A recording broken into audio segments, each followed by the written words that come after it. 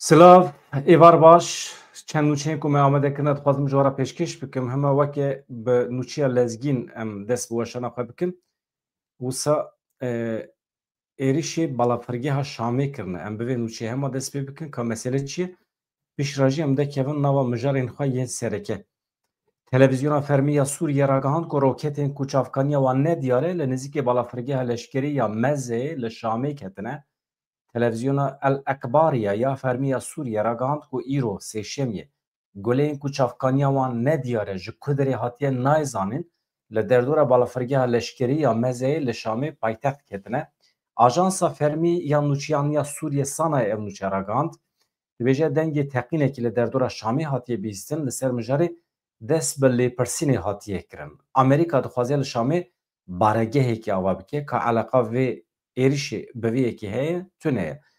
Di vê naberê de ajansa Reutersê ragihandibû ku Washington plan dike hebûna xwe ya leşkerî li baregehekê esmanî ya li Şamê ava bike li gorî dîsa eynî nûçeyê armanca vê yekê ew e ewlehî ji bo peymana ku Washington di navbera Sûriye İsraîlê de navbenkariyê dike were dabînkire.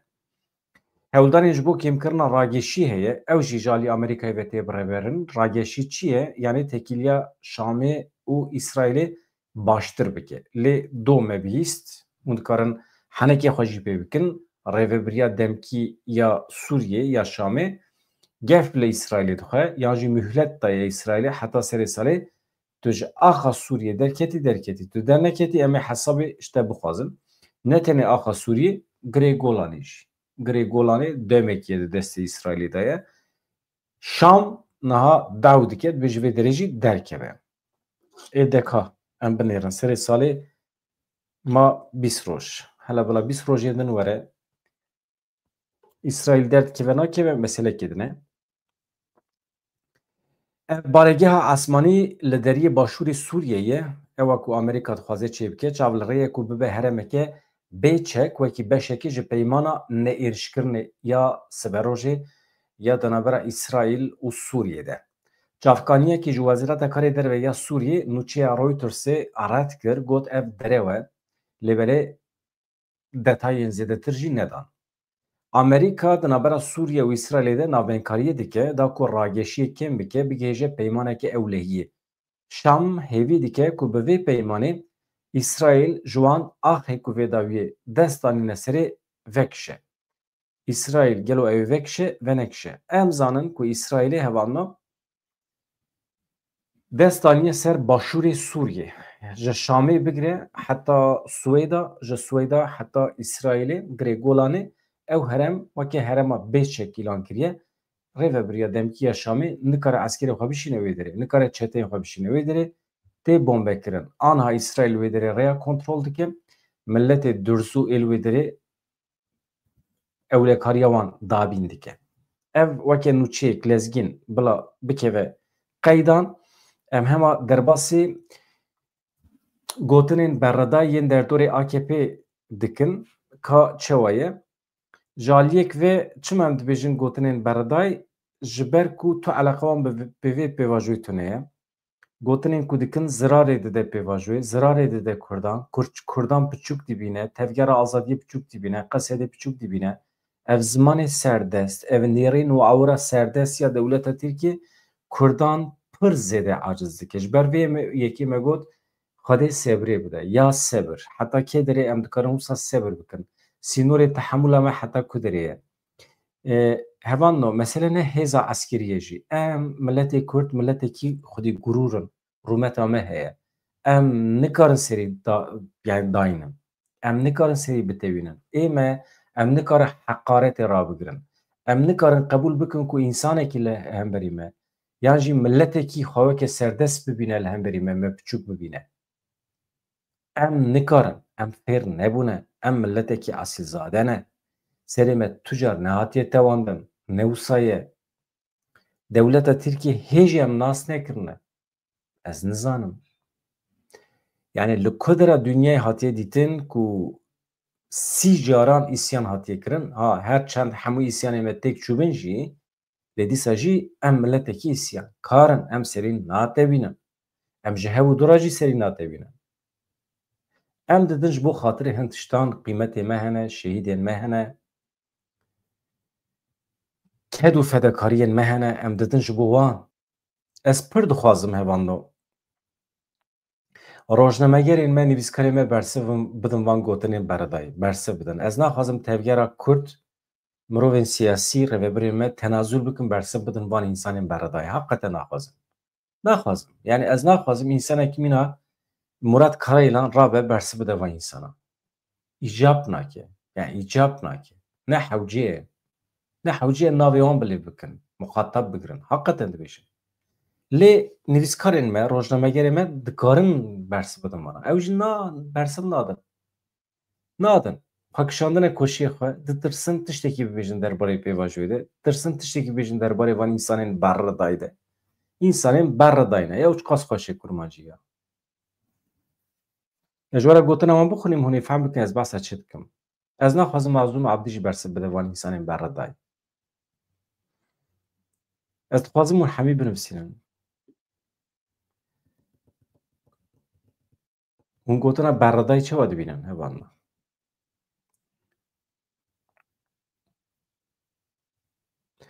Mesela îro hem Ömer Çelik axifiye hem Hakan Fidan axifiye. Tabii hûn nizan ez behsa çi dikim. Yani ez wextê dibêjim berredayî ez behsa rêveberên AKP dikim.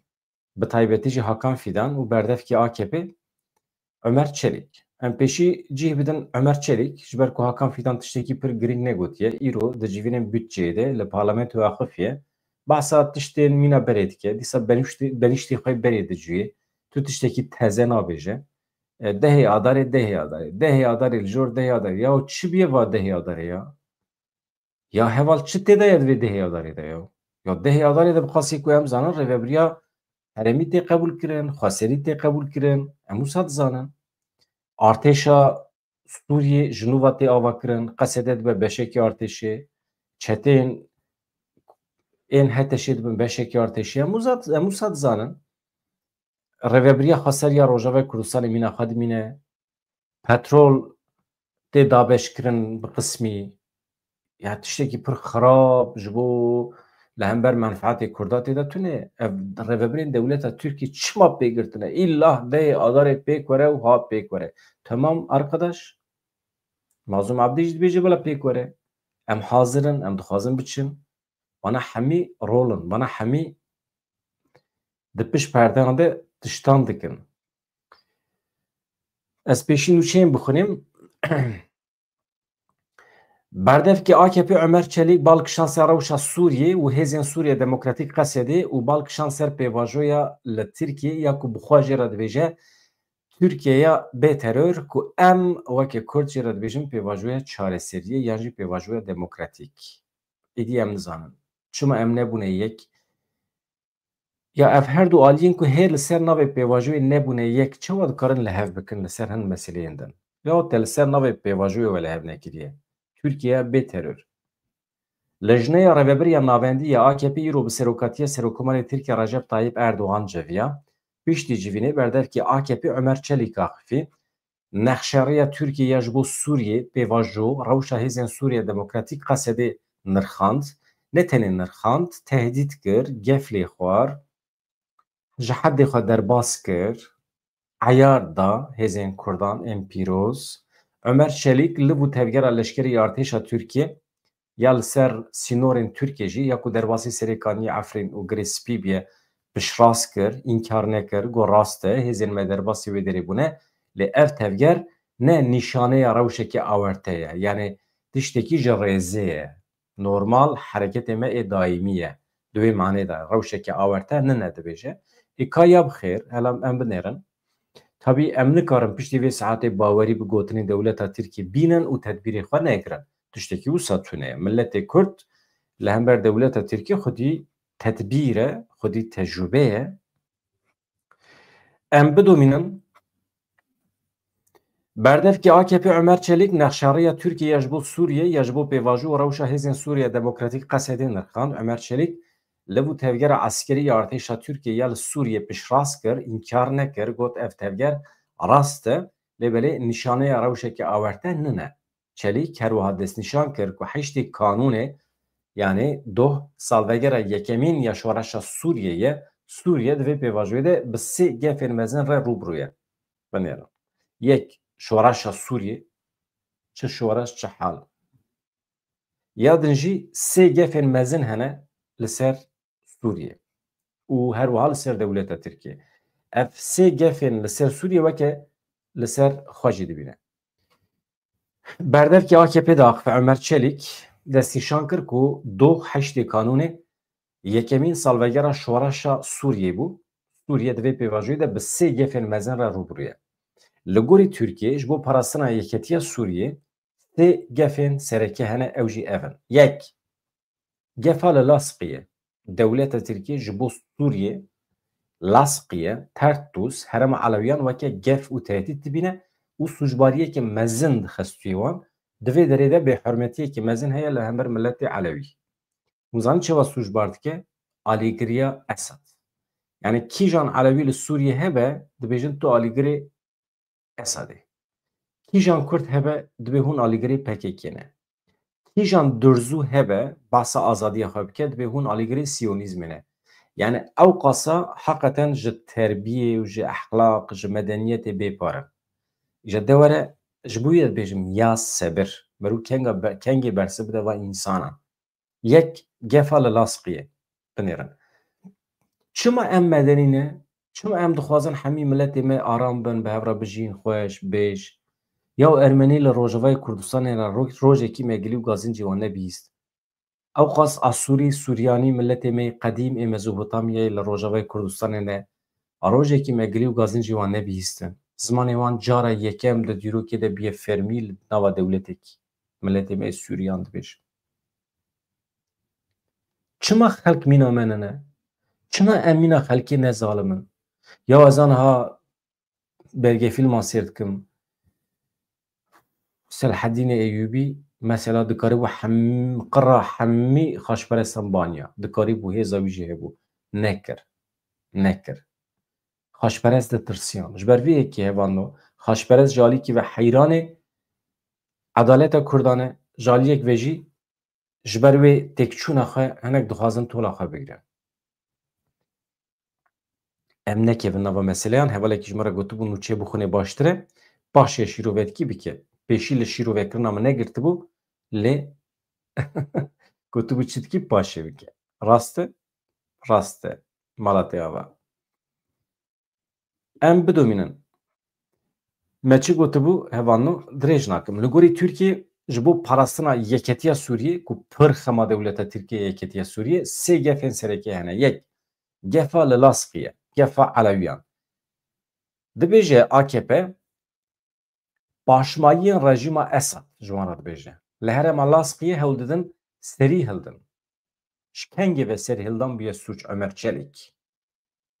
Ji kengê ve daxwaza azadiyê bûye sûç ew hêzên ku dibêjin em mafên Elewî û Şiîyan diparêzin tu tekîliya wan bi birayên me yên Elewî û Şiî re tune ye. Dibêje ew dixwazin rejîma qetlîamker ya Esad zindî bikin. Mesela çawa dikare sûcbariyekî wisa li Elewiyan bike? Însanên ku mafê xwe dixwazin. Hûn zanin ev Elewî jî bang li Qesedê kirine dibê werin parastina me. Xwazî ji aliyê jeografîk ve emnêzê hev bana em bibana yek. Gefa ewil ya Elewiyan e. Gefa duyem gefa Başûr e ya Durziyan e. Mesela îca hûn ê bêjin Durziyan çawa sûcbar dike? Ya we qira Durziyan aniye hindik mane ew jî mîna êzdiyan e. We aniye qebêhêlin bila vana jî bijîn. Çawa sûcbar dike? Siyonîzm. Çelîk balkişand ser herema Durziyan. Dibêje serkirdeyekî Durzî heye. Yani rêvebirekî Durzî heye ew jî alîgirê Siyonîzmê ye. Nûnertiya birayên me ê Durzî nake. Yani ji wî wetirê tenê rêvebirekî Durzî heye alîgirê İsraîlê ye ew tenê federasyonê dixwaze, xweseriyê dixwaze. Ew jî nûnertiya Durziya nake. Temam. Binêrin. Ev Elewiyên ku serî hildidin nûnertiya Elewiyan nakin. Durziyê ku serxwebûnê yani serxwebûnê yan jî firq nake yani azadiya xwe dixwazin. Nûnertiya Durziya nakin. Qesedê jî nûnertiya Kurdan nake. Ez ê niha behs bikim. Temam Kurdên me ê Rojavayê Kurdistanê, Dürz û Elewî hemî heteşe dixwazin, colanî dixwazin, wan çetê girîdayî we dixwazin. Ne wisa? Ya hûn çawa însanin ya? Hakikaten ya bîna we naçikê hevan no? Wallahî billahî ê me bîna me çikê. Yani gelo ev rêveberên AKP ji van gotinê xwe bawer dikin hakikaten, yani ji gotin ez bawer nakim. Ez dikarim garantî bidim we ku Ömer Çelik bawerî bi van gotinê xwe nayîne. Sirf ji bo gotin be davê ji holê. Sirf ji bo alîgirên xwe bixapîne, dilê wan tev bide, şovînîzma dewleta Tirkiye pêş bixe van gotinên berredayî dike. Gefa duyem me got al başûr e. Herêma Dürziyan. Baş e, rêvebirekî Dürzî yê alîgirê Siyonîzmê heye li wê derê, nûnertiya birayên me yê Dürzî nake. Ew li gorî siyaseta Netanyahu tev digere, dixwaze Sûriye bike peyka İsraîlê. Yani pek uydu yani. Yan jî dixwaze bike peylîstûka destê İsraîlê. Nasibê dusibê dewleta Tirkiye êrişê Kurdan bike. Em çareserê xwe negerin mesela. Yani em ê ji nas û dosta ra, ji heval û hogira ra, ji cînarên welatên din ra em ê alîkarî ji wan nexwazin. Em nebêjin ya ev cîranên me qedîm ê Tirk êrişê me dikin kewerin hewara me ya. Em tenê nikarin. Dewletekî weke Sûriye bi salan hîmaya Rûsyayê bawekî fermî xwest. Mesela. Belçîka bi salan hîmaya İngiltere xwest di şerê duyemî cîhanê de. Bana normalin. Gelek dewlet hene êla Afrikayê parastin xwestin. Normal e. Her tişt normal e heva. Wextê ku Osmanî ji welatên Ereb hatin derxistin, mesela alîkariya İngilîzan xwestin ya Fransiya xwestin ji bo derxistina Osmaniyan. Tirkan em bêjin. Normal e. Çima em nexwazin? Ya Ereban ama baş hat bîran. Binêrin hevan no. Osmanî yani Tirk ew qas li rojata navîn bûn. Ew qasa mala milleta xirab kirin. Dizî û gendelî û mal û milkê wan û vergî û zar û zêçê wan dişandin esker û bac û mac û filan. Di dawiyê de ji bo ku Tirkan bikin der, bang li İngilîzan, bang li Fransiyan kirin. Heta salên çil û heşta jî Fransa bawekê fermî parastina Sûriyê dikir. Li Sûriyê bû. Ha Kurda bang li kesî nekiriye, ew jî xetayê me Kurdan e. Kêmasiyê me ne. Ême rêveberên me tu car bang li xelkê nekirine ji bo werin parastina me, ji bo wî em perîşan bûne. Em tim rezîl û riswa bûne di destê van Ereb û Tirk û Farsan de. Erê wellahî. Kî dikare înkar bike? Em rezîl û riswa bûne yani. Ez aniha di dawiya vê bültenê de tiştekî ji we re bêjim, çawa jin û zarokê me rezîl û riswa kirine. Hêjî wisa ye. Mesela zimanê ku Ömer Çelik li ser navê AKP bikartîne, ev zimanê ucube, zimanê serdest acîlen dibe were terikandin. Dibe xwe daxîne, milê xwe daxîne, were asteya me, hedê xwe zanibe, tu xîtabê milletekî rojhilata navîn ê herî qedîm, ê herî kevin dikî. Milletê Kurd wextê tu dibêjî milletê Kurd, dibe tu hinekî bijirifî, werî ser hemdê xwe behsa kî dikî? Xîtabê kîjan milletî dikî? Ömer Çelik. Em nizan tu ji ku hatî? Em nizan tu layê kî la? Em nizan tu layê kî? Ji Bulgaristanê hatiye? Ji Çeçenya hatiye? Ji ku hatiye nizanim. Hurmeta me heye ji milleta re. Lê eslê xwe înkar dike, xwe weke Tirk nîşan dide, ji Tirkan zêdetir Tirkçîtiyê dike, belkî jî bavî Kurd e, nizanim. Dedî ji Kurdan jî însanî wisa derd dikevin. Çi dibe bila bibe hevan no. Çi dibe bila bibe. Ji kîjan milletî eslî dibe bila bibe, lê heqê wî tune wextê xîtabê milletê Kurd dike, dibe hedê xwe zanime. Ev e hevan no. Yani xeta netewî ku em behs dikin ev e. Ev însanên ku em behs dikin, gefa duyem yew naylin hevan no ez sê gef hene. Gefa Laskiye ya Elewiyan, gefa duyem ya Dürziyan, gefa sêyem jî Hêzên Sûriye Demokratîk Qesedê û Kurd veya AKP dibêje. Ömer Çelik Hezin Suriye Demokratik Kasede vaki rêxistina terörê pênasê kir.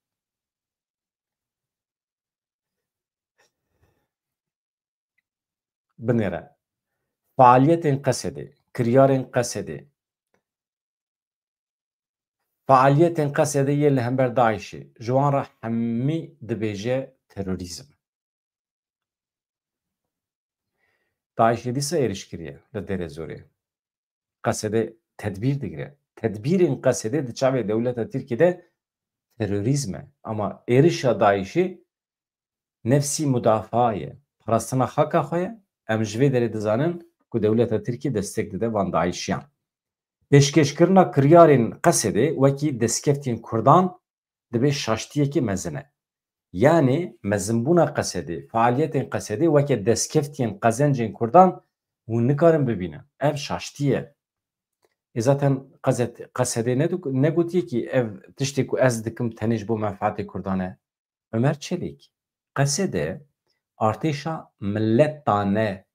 Yani pir millet. Ku ev li cem dewleta Tirkiye tune ye. Di mantıqa we de tune ye. Pir dengî, pir rengî tune ye.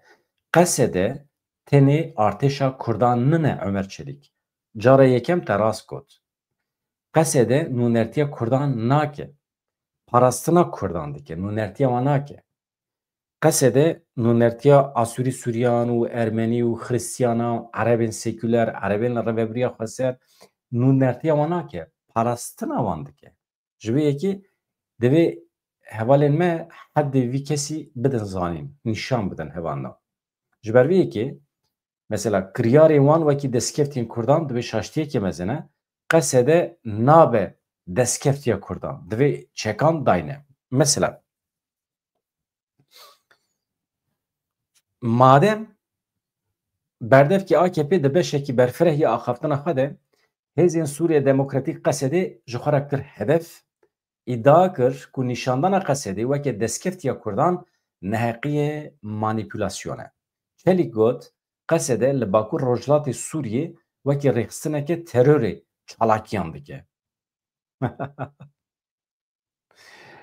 Pêşkêşkirina kiryarên wan wekî destkeftên Kurdan mîna bûyerên li Lasqiyê herema Durziyan li Başûr bi temamî şaş e û weke gef û tehdîta sêyem dibîne. Mesela divê Kasedê çekan dayîne. Wekî ku li Iraqê lazim e rêxistina terorê bi temamî were tasfiye kirin. Li Sûriyê jî divê hebûna Kasedê bi temamî bi dawî bibe. Vanna. Mesela ew kesên ku behsa demokrasiyê dikin piştre qaşo kantonan ava dikin. Mesela kantonê me re dibe sözde kanton. Demografiye diguherînin. Hewl didin li ser dahata petrolê dewletekî terorê ava bikin. Nikarin behsa nenavendîbûnê bikin. Ev nayê qebûl kirin. Ev gotinê pir giran in. Normal merûj binê van gotina nikare derkeve. Hevan yek ez hema nakokiyê ji we re bêjim zû derbas bim. Madem ki Kasedê nûnertiya Kurdan nake eleqa wan bi Kurda tune ye. Çima tu weke dewleta Tirkiye radibî ji Rêzdar Öcalan re dibêjî bandora te ser Kasedê heye jê re bêje bila çeka dayîne. Madem eleqa wî bi Kurd û Kurdistanî û doza Kurdiyetî tune çima tu Kasedê re dibî çeka dayîne mesela. Divê demê de ku bi qasî heftê hezar çeteyên te malan talan dikin, diziyê dikin, terorê pêk aha doh însanekî me di encama îşkenceyên çeteyê te de li Helebê şehîd bû. Îro hat definkirin. Min nexwest ez nûçeyê pêşkêş bikim, bi êş e. Baş e? Divê demê de ku ew qas çeteyên te bi sîlehin, tu radibî ji Kasedê re dibêjî çekan dayîne. Ev yek yani nakokiya ku ez dibêjim. Ya din jî hevanno ê ku kantonan ava dike ne Kasedê ye, Rêveberiya Xweser e.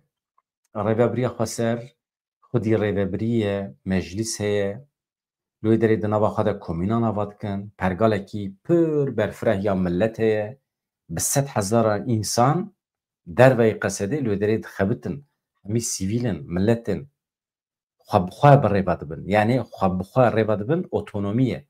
Aboriya wan heye, wezaretê wan ê karê derve heye, meclîsê wan hene, her me her roj li hev dicivin. و ملتên din di nav de ne, ne tenê Kurdin, Ereb jî hene, êl û eşîrê Ereba hene.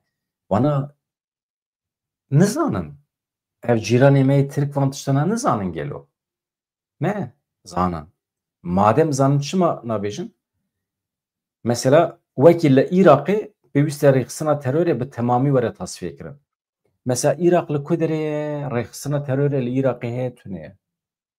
Rêxistina terorê kî ye? Li Iraqê çi ye? Yek. Ew Iraq nine Başûrê Kurdistanê ye. Tamam Ömer Çelik. Li gorî destûra bingehîn ya Iraqê navî Kurdistan e. Ömer Çelik mesela li dijî destûra bingehîn ya Iraqê tev digere jê re nabêje Kurdistan. Ya duyem rêxistina terorê nine Partiya Karkerên Kurdistanê ku aniha tu pêra di diyalogê de yî tu hatî ser masê hûn didin distînin we li hev kiriye ku ew xwe fesih bike şertek vê rêxistinê heye. Heta ku serokatiya wê azad nebe ku di destê we de dîle ev 27 sal in heta azad nebe xwe fesih nake. Ev problemê we ye. Eleqa wî bi qesedê tune ye. Diyaloga we û Partiya Karkerên Kurdistanê heye. Bila çekan dayê. Mesela çima dayîne. Mesela çima ew rêxistin tevgera ku 5 sal li hemberî te şer dike çawa dikare bi talîmata te tevgere û xwe fesih bike mesela. Aqil, zekiya, mantık heye li cem te. Çawa dikare mîna te tevgere. Ancak dikare goh bide serokatiya xwe ku aniha dîl girtiye. Baş e? Ev yek. Ew kesên ku behsa demokrasiyê dikin pişra qaşû kantona nave dikin demografiyê diguherînin. Mesela guherîna demografiyê sûçekî pir mezin e. Dewleta Tirkiye demografiya ew ê guheran serêkaniyê.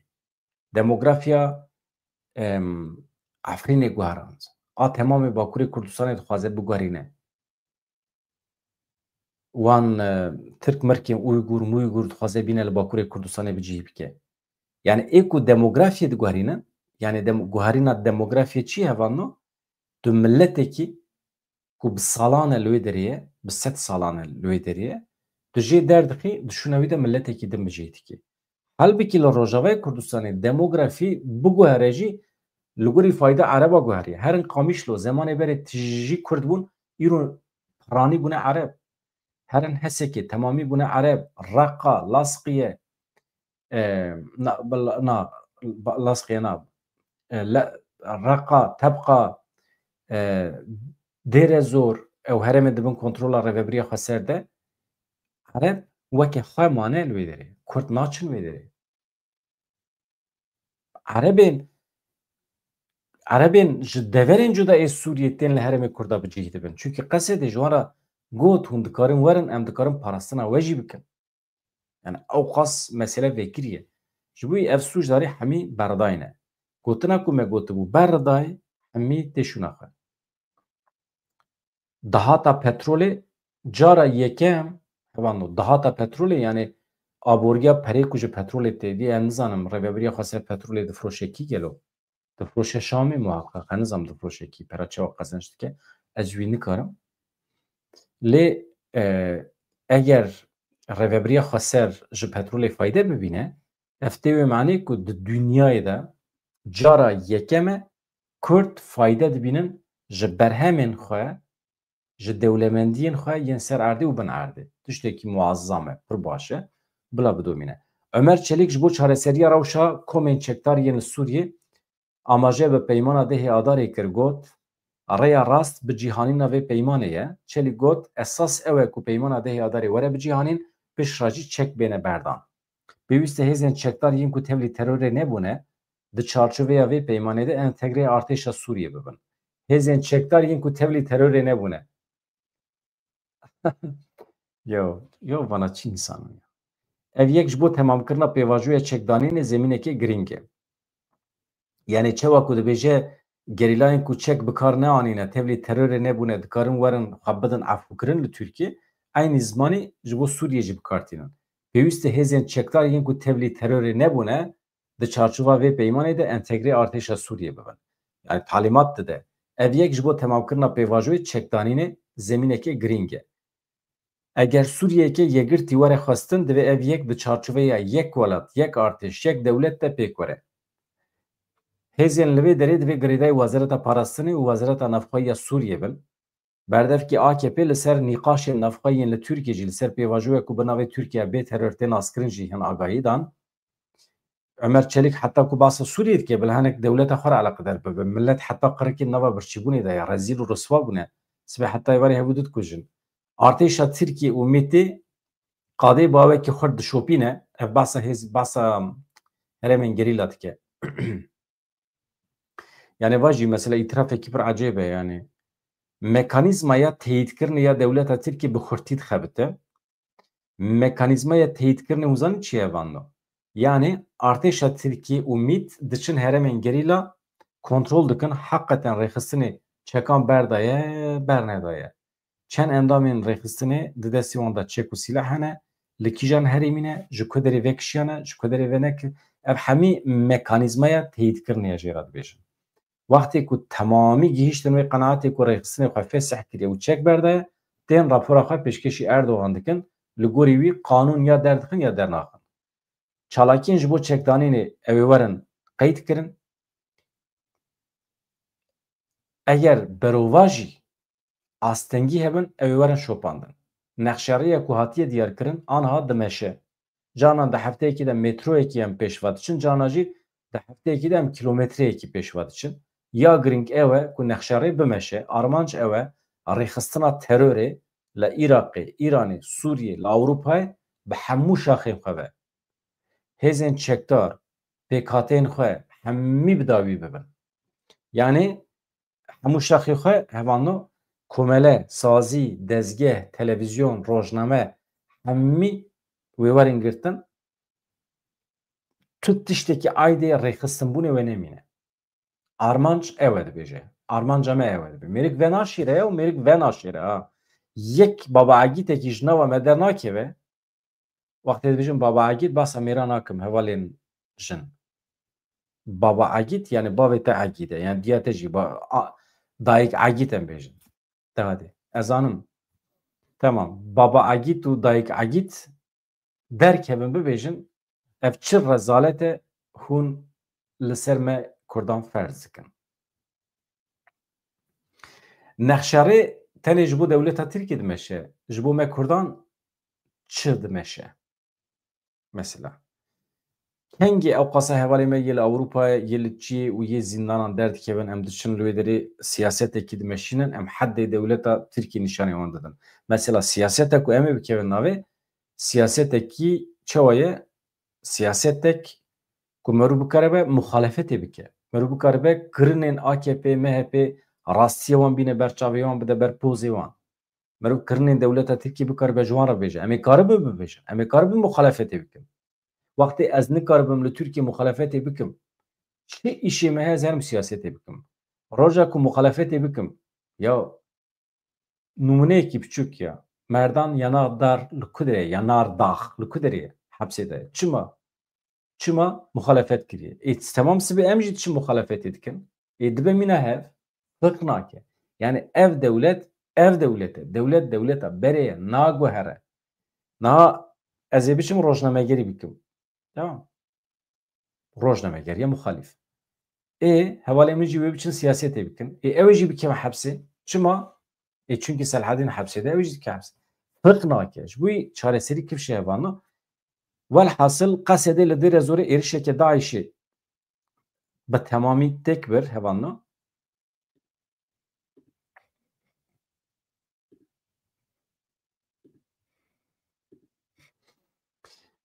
Navenda ragihandinê ya Hêzên Sûriye Demokratîk qesedê ragihand ku şervanên wan li gundê Rojhilatê dêre zorê êrişeke Daişê bi temamî têk birine. Navenda qesedê di dêvara êrişê de ev daxuyanî dan. Hate diyarkirin ku şaneyeke Daişê li gundê Meraşîdeyê ê bajarokê Sûseyê li Rojhilatê dêre zorê êrişê xaleke leşkerî ya qesedê kiriye. Qesedê da zanîn ku di navbera êrişkar û şervanan de şer derketiye. Di encama şer de çekdarekî Daişê hatiye kuştin, yek jî bi giranî birîndar bûye. Motorsikletekî Keleşnîkofa çekdaran jî hatiye desteser kirin. Wekî din dibêje em ê bi hêz û bê didulî li hember van hewldanan bisekirin. Operasyonên paxişkirinê serdagirtina şaneyên ve şertên Daişê wê berdewam bikin, da ku em rê li ber êrişê wan bigirin. Ev hemî hevan no êrişên dewleta Tirkiyeyê dibin navê Daişê de têne kirin. Kamboçya êrişê Taylandê kir. Ev nûçiyeke nû ye ya navnetewî ye. Kamboçya ra gihand ku wê bersiva êrişên Taylandê daye. Bi gurbûna aloziyê re di navbera her du welatan de hejmara kuştiyan gihîşte 10 kesan. Pevçûnên nû di navbera Tayland û Kamboçyayê de dest pê kirine. Serokê berê ê Kamboçyayê Hun Sen got welatî wê dest bi êrişên li dijî Taylandê erê welatê wan li dijî Taylandê şer îlan kiriye. Di encama şerê di navbera her du welatan de herî kêm 10 kes hatine kuştin. Hejmara wendayiyên Kamboçyayê 7 sivîlin. Li Taylandê jî 3 leşkeran jiyana xwe ji dest daye. Beriya mehekî jî agirvesekî di navbera Trump di navbera her du welatan de hatibû imzêkirin. Yani Trump agirvesekî dabû imzêkirin di navbera her du welatan de. Aniha her du welat jî hevû du sûcbar dikin. Ew dibêjin te agirves têk biriye, ew dibêjin te têk biriye. Zêdetirî 125,000 sivîl li waregehên demkî yên li 3 parêzgehên li ser sînorê Kamboçyayê hatine bicihîkirin. Heyf e ya, divê zivistanê de ew qasa însan bi hev ketine hewî du dikujin, koşberî heye, birçîbûn heye. Yani çi hewce ye ya, ji xwe re diyalogê bikin, li hev bikin, arkadaş ya. Mesela 300,000 nişteciyên li waregehê li ser sînor mecbûr mabûn terka cî warê xwe bikin. Hevano, aniha ez dixwazim yek ji kirinên dewleta Tirkiye ez bînim ser ekranê, hûn nas dikin Garibe Gezer. Garibe navê wê nasnamê ye ama xerîbe ye normal xerîbe. Xerîbe Gezer ji bîr nekin ji kerema xwe re. Ev lehenga Kurd di zindanê dewleta Tirkiyeyê bi îşkencê hate kuştin.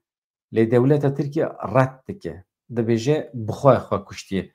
Weke di gelek bûyeran de, weke gelek deverên Kurdistanê hêzên dewleta Tirkiye diçin, jinan dikin rêyên xirab, wan dixapînin, paşê jî bi şiklekî wextê ku ew jin nekeve tora wan bi şiklekî didin kuştin û dibêjin bixwe xwe kuştiye. Halbikî dewleta Tirkiye bixwe ew kuştiye.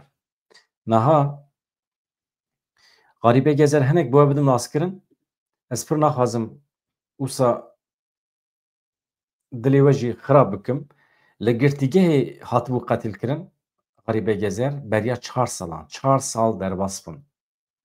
Di hevdîtina dawî ya bi xwişka xwe Asya Gezer re gotibû bi taybetî jî li ser me jinan polîtîkayekî qirêjî tê meşandin. Gotibû xwişkê. Çi dibe bila bibe ez ê serî netewînim. Ji vir cenazê min jî derbikeve ez ê li hemberî wan tu jar serî netewînim. Dibêje Garibe Gezer. Ev gotinên mihîm in, ev gotinên pir mihîm in. Lêbelê çi bû? Garibe Gezer sürgûnê girtîgeha hejmar yek ya tîpa F ya Kandrayê hatibû kirin. Li wê derê di encama îşkenceya zayendî û fîzîkî de îşkenceya zayendî fîzîkî hûn zanin çi ye? Tecavûz e. Nehê kanûna sala 2021 hate qetilkirin. Di ser qetilkirina Gezer re 4 sal derbas bûn. 21 sal cezayê hepsê lê hatibû birîn. Garibe Gezer li girtîgehê ku lê hate sürgûrkirin pir caran hate îşkencekirin. Muamelekî xirab anîn serê wê. İşkenceyên zayendî lê hate kirin.